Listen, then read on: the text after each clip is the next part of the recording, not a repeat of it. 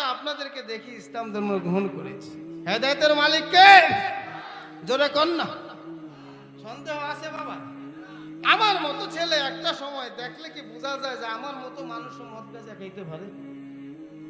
এমনও দিন গেছে সারা রাত্র মদের আড্ডায় গাঁজার আড্ডায় কাটাইছে। টেলিভিশনের মধ্যে ছবি না দেখলে ভালো লাগতো না, সিনেমা হলে না গেলে ভালো লাগতো না বাবা।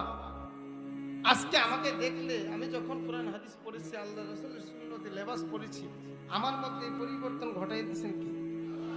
আজকে আমি হিন্দু সন্তান, বাপ মা ছেড়ে, ঘর বাড়ি ছেড়ে, পরিবার ছেড়ে, সংসার ছেড়ে, সবকিছু ছেড়ে যদি মসজিদে যাইতে পারি, বাবা আপনি তো মুসলমানের সন্তান, আপনাকে তো কেউ বাধা দেয় না, আপনি কেন মসজিদে যান না? যদি উত্তর চাই, দেওয়ার মতো কোনো কায়দা আছে?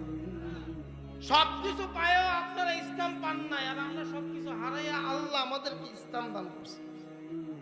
আমি কিশোরগঞ্জের হোসেনপুরে একখানে মাহফিলে গেছি, তার নাম কি বাবু নামটা মনে নাই, একজন হিন্দু মানুষ, কোটি কোটি টাকা এদিক থেকে তাকাইলে যে পর্যন্ত দৃষ্টি যায় ওই পর্যন্ত জমির অভাব নাই। ওই এলাকার জমিদার বাবু আর কি। তো ওই জমিদারের এত সম্পদ আছে, টাকা আছে, এত কিছু আছে। সবকিছু দেখার পর আমাকে বললো, হুজুর দেখছেন লোকটা কত ধনী, কত কিছু। আমি বললাম আলহামদুলিল্লাহ, আমার কিচ্ছু নাই, কিন্তু আল্লাহ আমাকে যেই জিনিস দান করেছে তাকে ওই জিনিস দান করেন। আজকে যদি আমি মারা যাই, হতে পারে আমার গুনার কারণে আল্লাহ শাস্তি দিবেন, কিন্তু একদিন জান্নাত দিবে, ঠিক না বেঠে? আর ওই লোকটা যদি এখন মারা যায়, তার জন্য জান্নাতের কোনো ফয়সালা?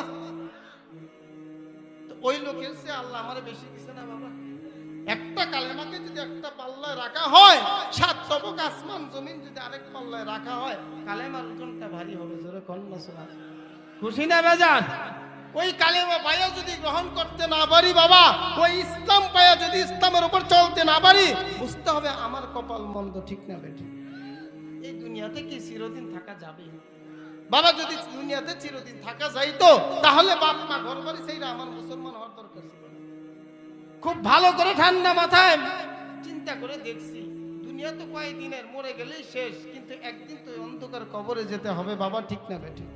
ওই অন্ধকার কবরে গিয়া আমি কিভাবে থাকবো, কিভাবে আমার দিন কাটবে, রাত্র কাটবে, যেখানে সাথী নাই, বাতি নাই, বন্ধু বান্ধব কেউ নাই, ওখানে তো আমার বাপ মাও যাবে না, কিভাবে থাকবো?